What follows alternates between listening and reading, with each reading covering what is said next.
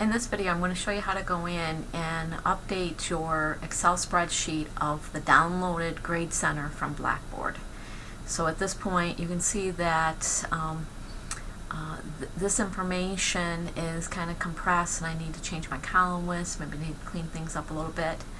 One of the things that I would go in and do is select the entire spreadsheet and do a auto fit for column list, so I can double click on this first column and see my headings for each one of the columns, see all the grades.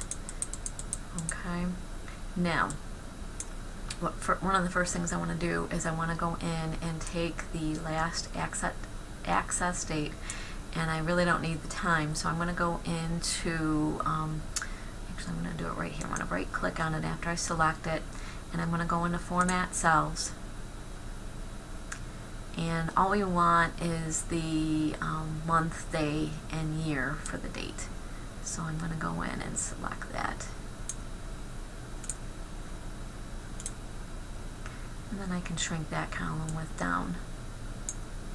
Okay.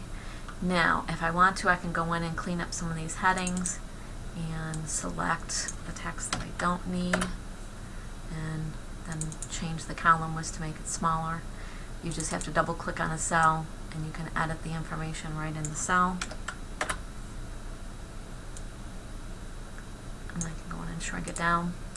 Now, another thing that you can do is if you want to keep the text that you have for your headings, you can select them and tell it to wrap the text within the cells.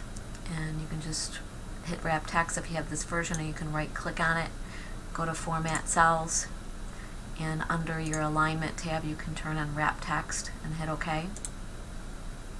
Alright, now if you go in and make the column width smaller,